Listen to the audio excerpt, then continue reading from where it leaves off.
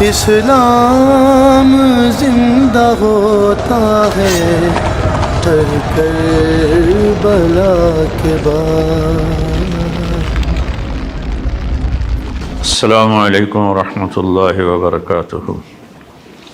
تو بھائیو، اب محرم شروع ہے، ہر طرف مجالس ہوں گی، خطبات ہوں گے، تقریریں ہوں گی۔ میں بھی تھوڑا سا بتا دوں گا۔ یزید فاسق و فاجر تھا، آپ نے اس کے خلاف خروج کیا اور کوفہ سے بے شمار خطوط آئے کہ آپ تشریف لائیں، ہم آپ کے ساتھ ہیں۔ عبداللہ بن عباس رضی اللہ تعالیٰ عنہ نے رائے دی کہ جب آپ خود نہ جائیں، آپ کوفے والوں سے کہیں تم فوج لے کر یہاں آؤ۔ لیکن آپ نے فرمایا میں نے خواب دیکھا ہے، اس خواب کی وجہ سے میرا جانا ہی بنتا ہے، میں نہیں رکوں گا۔ تو آپ تشریف لے گئے۔ تو اس وقت جب یزید کو پتہ چلا کہ آپ نکل چکے ہیں تو اس نے کوفہ کا گورنر تبدیل کر کے اب عبید اللہ بن زیاد کو گورنر بنا دیا۔ وہ ایک پتھر دل انسان تھا۔ تو جب آپ کربلا کے قریب پہنچے تو اس نے 1000 کا دستہ حر بن یزید کی قیادت میں بھیجا کہ حسین کو روکو، اور ساتھ یہ بھی کہا کہ اس کا پانی بھی روکو۔ اللہ اکبر، اللہ اکبر۔ صفین کی جنگ میں شامی لشکر نے دریا کے کنارے پر قبضہ کر لیا اور حضرت علی کی فوج کا پانی بند کر دیا۔ تو آپ کی فوج نے حملہ کر کے کنارہ چھڑوا لیا اور فرمایا دونوں کے لیے پانی کھول دو۔ یہ ہے نبوت کے خاندان اور دوسرے خاندان کا فرق۔ آپ نے کہا پانی کھول دو، تو انہوں نے پانی بند کر دیا۔ اگلے دن عبید اللہ بن زیاد نے عمر بن سعد کو 3000 کا لشکر دے کر روانہ کیا۔ اس نے انکار کیا تو اس نے لالچ دیا کہ میں تمہیں خراسان کا گورنر بنا دوں گا، تم کرو یہ کام۔ تو وہ لالچ میں وہ پہنچ گیا، اور یہ 4000 کا لشکر اور آگے 72 جس میں 32 گھوڑ سوار تھے اور 40 پیدل تھے، جنہوں نے اپنے سروں کو ہتھیلیوں پہ رکھا ہوا تھا، مرنے کے لیے تیار تھے۔ ایک حسین بن نمیر ہے کوفے کے لشکر میں، ایک حسین ہے سوات کے ساتھ حضرت حسین علیہ السلام کے لشکر میں۔ انہوں نے خوشبو لگائی، کہا کہ دیکھو نہ جوانی میں میرے دامن پہ کوئی داغ ہے، اور اب تو میں بڑھاپے میں ہوں، نہ اب میرے دامن پر کوئی داغ ہے۔ اللہ کی قسم آگے بڑھو، ہمارے اور جنت کی حوروں کو گلے لگانے میں بس اتنا فرق ہے کہ یہ بدبخت ہمیں آ کے شہید کر دیں اور ہم جا کر جنت کی حوروں سے مل جائیں۔ جمعرات کا دن تھا تو لشکر نکلا لڑائی کے لیے۔ تو آپ نے عمر بن سعد کو پیغام بھیجا کہ آج رات کی مہلت دے دو، ہم سوچ لیں۔ تو شمر نے کہا مہلت نہیں دینی۔ تو ایک دوسرے سردار نے کہا مہلت ہی مانگ رہا ہے، دے دو۔ تیلم کا باشندہ کافر کوئی مہلت مانگے گا تو دے دو گے، اور حسین کو نہیں دو گے؟ تو اس نے کہا ٹھیک ہے، آپ لوگ سوچ لیں۔ وہ سوچنا نہیں تھا، جمعہ کی رات تھی، تو آپ نے سارے لشکر کو، اپنے ساتھیوں کو جمع کیا کہ آج جمعہ کی رات ہے۔ پہلی بات تو یہ ہے، آپ میں سے کوئی جانا چاہتا ہے تو میری وجہ سے جان نہ دے، چلا جائے۔ انہیں میرا سر چاہیے، میں کٹا دوں گا، تم لوگ چلے جاؤ۔ تو انہوں نے سب نے کہا پہلے ہمارے سر کٹیں گے پھر آپ کا سر کٹے گا۔ تو ساری رات یہ لشکر اللہ کی بارگاہ میں آہوزاری کرتا رہا، آنسو بہاتا رہا، روتا رہا، اور جنگ سے پہلے آپ خیمے کے پاس بیٹھے، آپ کو اونگ آ گئی۔ اونگ آئی تو آپ کی آنکھ کھلی تو مسکرانے لگے۔ تو بہن زینب نے پوچھا بھائی یہ مسکرانے کا وقت کون سا ہے؟ کہا زینب ابھی اللہ کے نبی خواب میں آئے ہیں، وہ فرمایا ہے بیٹا میں آپ کو لینے کے لیے آ چکا۔ مرنا ہو تو کوئی ایسا مرے، میں آپ کو لینے کے لیے آ چکا۔ تو پھر آپ نے اپنے لشکر کو ترتیب دی، رائٹ پر زہیر بن کین کو قیادت دی، لیفٹ پر حبیب بن مظاہر کو قیادت دی، اور درمیان میں جھنڈا اپنے بھائی عباس کو دیا۔ آپ کے ساتھ آپ کے 5 بھائی بھی شہید ہوئے۔ عمر بن سعد نے رائٹ کی قیادت شمر کو دی اور لیفٹ کی قیادت عمر بن حجاج الزبیدی کو دی، اور پہلا تیر اس کمبخت نے چلایا عمر بن سعد نے کہ تم گواہ رہو کہ پہلا تیر میں نے چلایا ہے۔ تو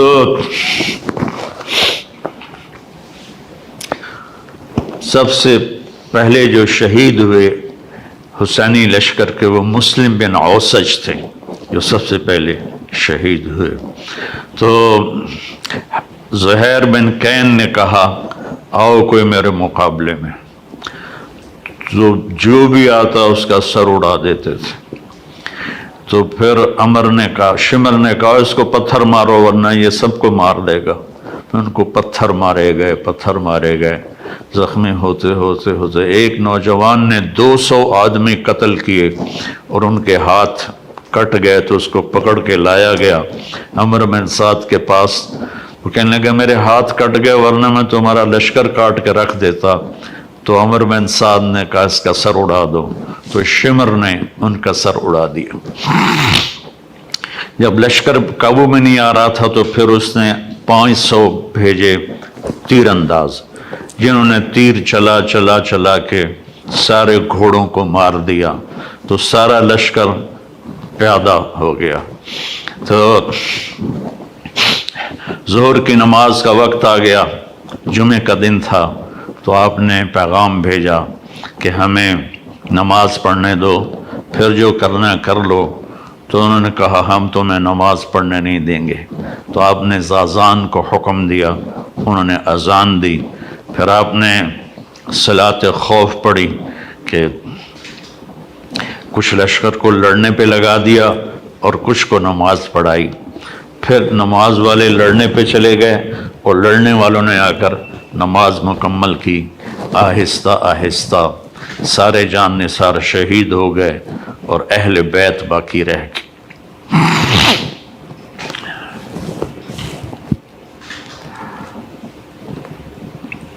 سب سے پہلے شہید علی اکبر بن حسین تھے۔ اہل بیت 18 تھے، اہل بیت میں سب سے پہلے شہید علی اکبر ہوئے، اور آپ نے جا کر ان کی لاش کو اٹھایا اور ایک طرف رکھ دیا۔ پھر حضرت جعفر کی اولاد عقیل عبداللہ محمد شہید ہوئے، پھر حضرت عبداللہ بن جعفر کی اولاد اون محمد شہید ہوئے، پھر آپ کے بھائی عثمان محمد عبداللہ ابو بکر شہید ہوئے، پھر عباس شہید ہوئے۔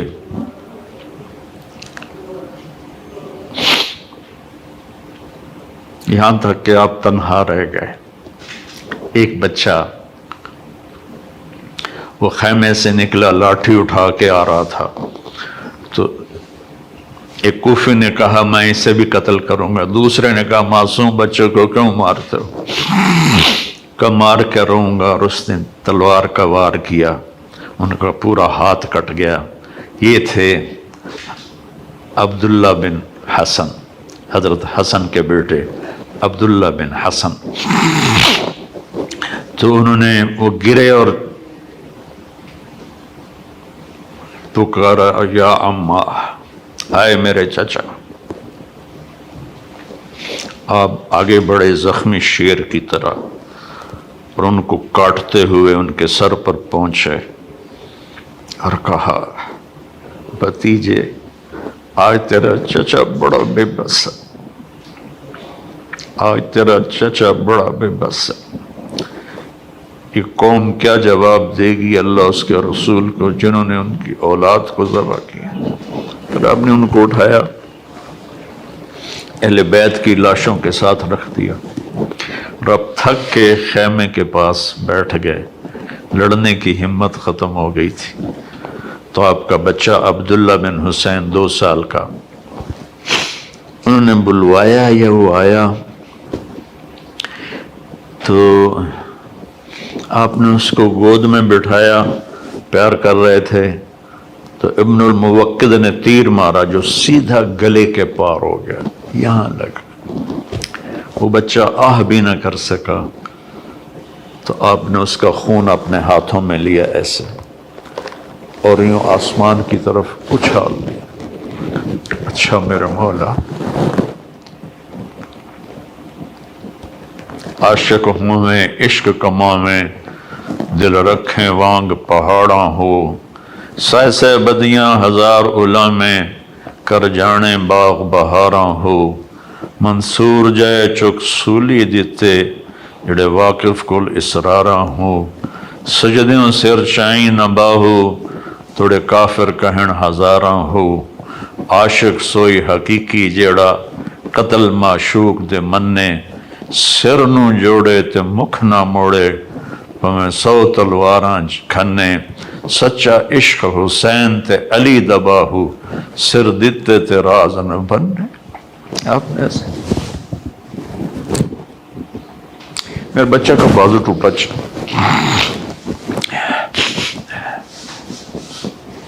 4 سال کا تھا۔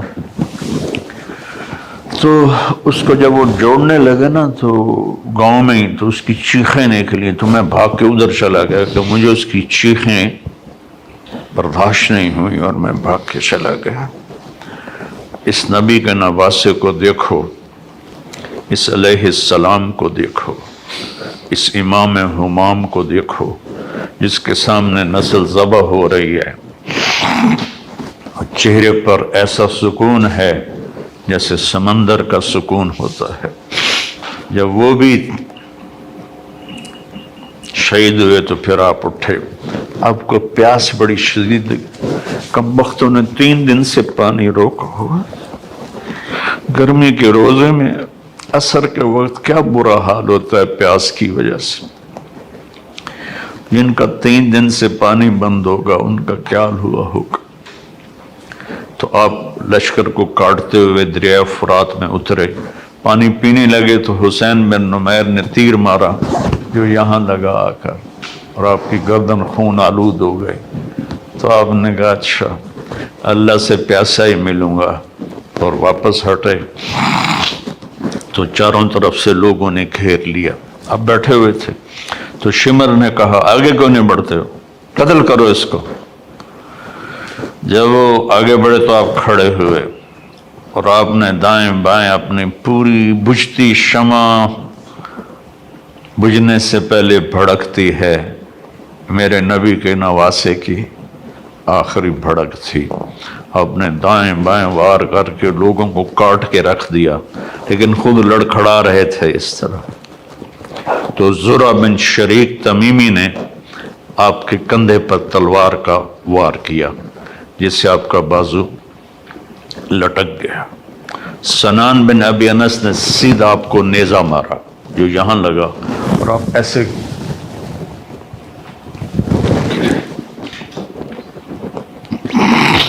شمر نے کہا سر کاٹو، تو وہی سنان جس نے نیزہ مارا تھا وہ سر کاٹنے کے لیے آگے بڑھا تو کانپنے لگا اور پیچھے ہٹ گیا۔ پھر خولہ بن ازحہ نے کہا تیری ماں تجھے روئے، وہ آگے بڑھا، اس نے سر کاٹا، نیزے پہ چڑھا دیا۔ 72 شہزادوں کے سر نیزوں پہ چڑھ گئے۔ پھر خاندان نبوت کی خواتین کو، بچیوں کو کوفہ کی طرف لے چلے۔ جب حضرت زینب لاشوں سے گزری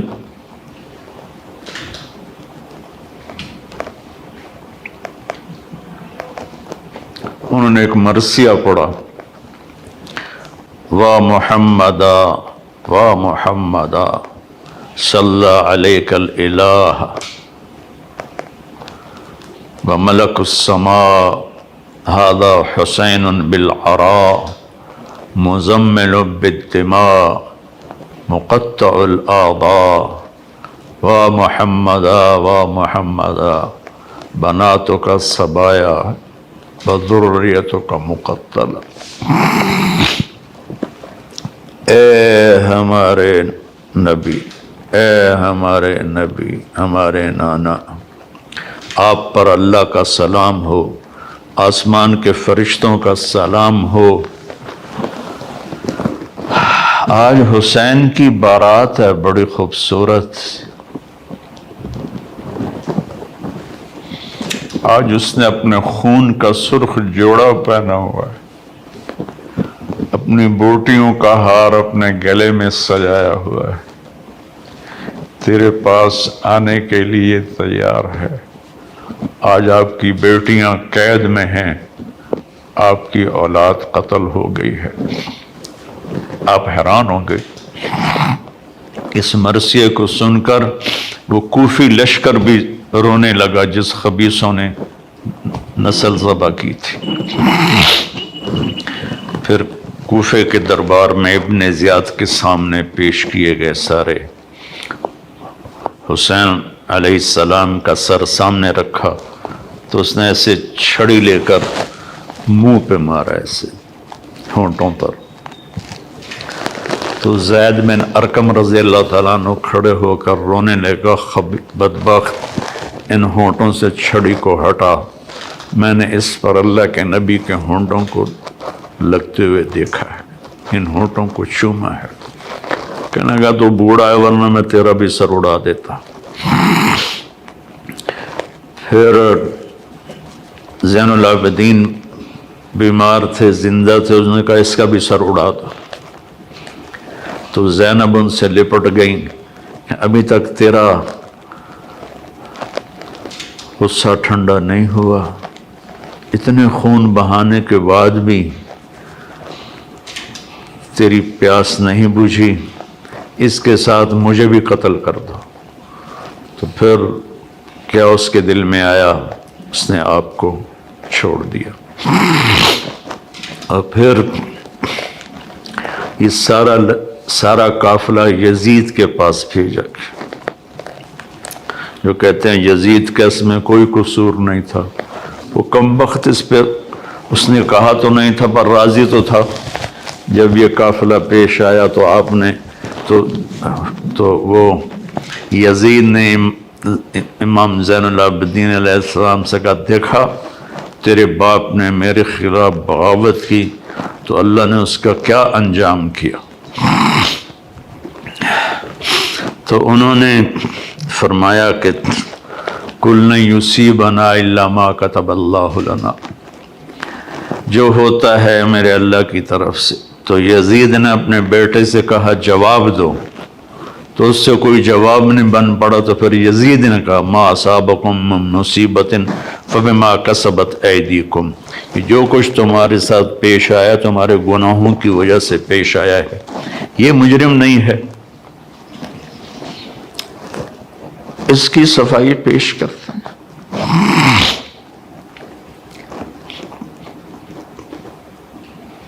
ناصبیت زہر ہے،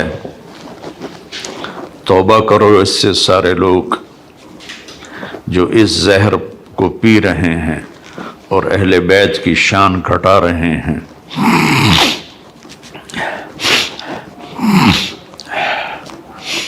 پھر اس نے مدینے روانہ کر دیا، حسین کا سر ساتھ گیا۔ زیادہ صحیح یہ ہے کہ حسین کا سر حضرت فاطمہ رضی اللہ عنہ کی قبر کے ساتھ دفن کیا گیا، اور جب پہنچی حضرت زینب اللہ کی نبی کی قبر کے ساتھ،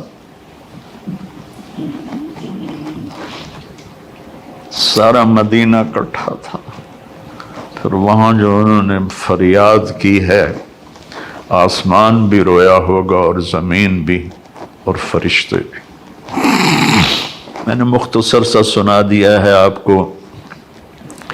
پیغام حسین یہ ہے، اللہ سے وفا کرو، اللہ کے رسول سے وفا کرو. دیکھو نا، 10 دن شیعہ بھی روتے ہیں، سنی بھی روتے ہیں. کوئی جھوٹ سے توبہ کرتا ہے، کوئی زنا سے توبہ کرتا ہے، کوئی شراب سے توبہ کرتا ہے، کوئی رشوت سے توبہ کرتا ہے، کوئی ملاوٹ سے توبہ کرتا ہے، کوئی دھوکہ دینے سے توبہ کرتا ہے، کوئی ظلم کرنے سے توبہ کرتا ہے. تو ان آنسوں کا کیا فائدہ جو ہماری زندگی بدل نہ سکیں، جو ہمیں حسینی طریقے پر نہ چلا سکیں. تو میرے بھائی بہنوں،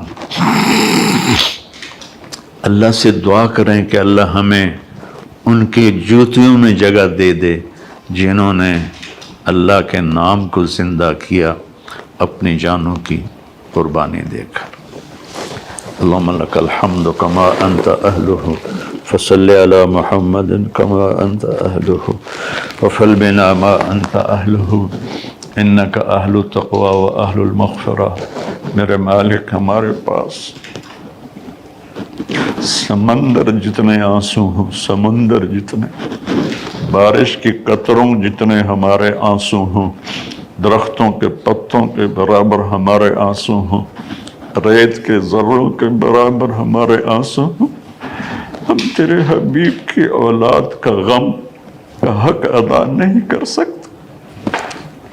یعنی تیرے نبی نے کبھی سینے سے لگا، کبھی کندھوں پہ بٹھایا، کبھی کمر پہ بٹھایا، کبھی اپنے ساتھ سلایا، کبھی ان کے لاڈ اٹھائے،